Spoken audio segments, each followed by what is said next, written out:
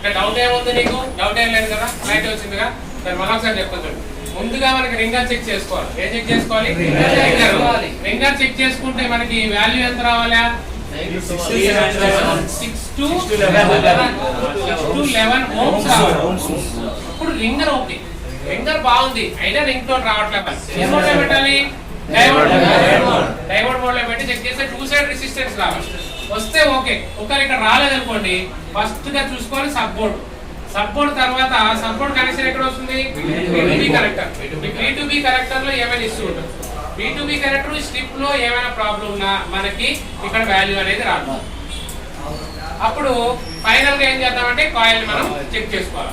ఏ coils? Serial coil. రెండు filter. ఇవి filtering కోసం వాడేది. ఇక్కడ ఏం చేశాడు? ఫిల్టర్ అన్నమాట. అంటే వచ్చిన వాయిస్ ఇక్కడ ఫిల్టర్ అవుతుంది. ఒకవేళ ఈ కాయిల్స్ మీకు డ్యామేజ్ అయితే, ఎగ్జాంపుల్ ఈ కాయిల్ ఫెయిల్ అయింది, కాయిల్ ఫెయిల్ అయిన బోర్డు పైన 2 పాయింట్స్ ఉంటాయిగా, వాటిని మనం చెక్ చేసుకుంటే ఇక్కడ వాల్యూ రాకపోతే మీరు డైరెక్ట్ గా దీన్ని జంపర్ తో కలపచ్చు.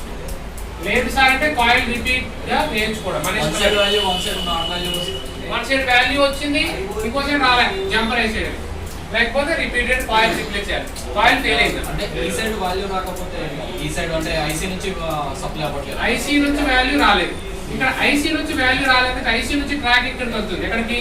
ఐసీ లోపల. ఐసీ లోపల ఈ బాల్ ఏమైనా ఇష్యూ ఉంటే కూడా మనకి ఇక్కడ వాల్యూ అనేది రాదు. అప్పుడు ఏం చేద్దామంటే ఐసీని రీఫ్లో చేయాలి విత్ ఫ్లెక్స్ చేసి రీఫ్లో చేయాలి. రీఫ్లో చేసినా రాకపోతే ఐసీని లిటిల్ బిట్ లైట్ గా జస్ట్ షేక్ చేయాలి. జస్ట్ షేక్ చేసేది లైట్ గా. ఇందాక చూసుకున్నాం మనం హీటింగ్ లో లైట్ గా ఇలా షేక్ చేస్తాం. మీరు అలా చేసేటప్పుడు సెట్ అయిపోతాయి.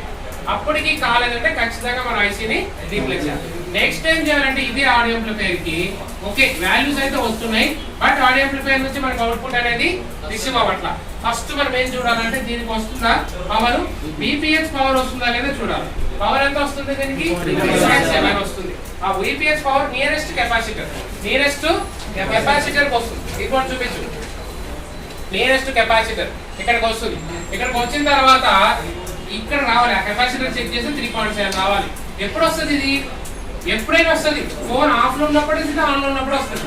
ఓకే, ఇది వచ్చిన తర్వాత నెక్స్ట్ ఏం చూడాలంటే అప్పుడు మనం రింగ్ టోన్ ఆన్ చేయాలి. ఏం ఆన్ చేయాలి? రింగ్ టోన్ కానీ MP3 కానీ ఆన్ చేయాలి. ఆన్ చేసిన తర్వాత అప్పుడు మనకి వోల్టేజెస్ జనరేట్ అవుతాయి. ఎక్కడెక్కడ అవుతాయి తెలుసా? ఈ సిడిసి దగ్గర 1.1 నుంచి 2.8 వరకు జనరేట్ అవుతుంది. ఎక్కడ? CDC capacitors. ఇవి ఇక్కడ జనరేట్ అయిందంటే పిఎం ఏం చేస్తుంది? వోల్టేజెస్ ని అంటే ఈ సిడిసి సౌండ్ సిగ్నల్స్ ని పంపిస్తుంది. పంపించిన తర్వాత ఈ సిపియు నుంచి ఒక సిగ్నల్ బయటకు వస్తుంది. ఇక్కడ వోల్టేజ్ వస్తుంది 1.7 వస్తుంది. ఈఎన్ సిగ్నల్ వోల్టేజ్ ఎంత అంటే 1.7.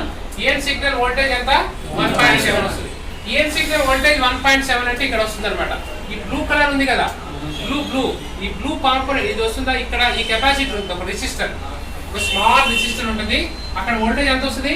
1.7. ఇది వస్తే సిపియు నుంచి EN signal okay, PM to CDC signal is okay, then and VPH okay. మొత్తం ఎన్ని inputs okay? 3 inputs is okay. After finally go to output. అప్పుడు మనం ఏం చూడాలి? అవుట్పుట్ లో ఇక్కడ కాయిల్స్ దగ్గర వాల్యూ రావాలి. ఇక్కడ కూడా హై వస్తుంది. అంటే లైక్ ఎంత వస్తుంది తెలుసా మీకు? వోల్టేజ్ 1 నుంచి 9 వరకు అప్ అండ్ డౌన్ అవుతుంది. వోల్టేజ్ ఎప్పుడు ఫ్లో అవుతుంది. అంటే మీకు సౌండ్ ఎక్కువ తక్కువ అవుతుందిగా, లైక్ ఒక సౌండ్ వస్తుంది. సౌండ్ అనేది ఎప్పుడు ఒకలా ఉంటుందా? లైక్ ఒక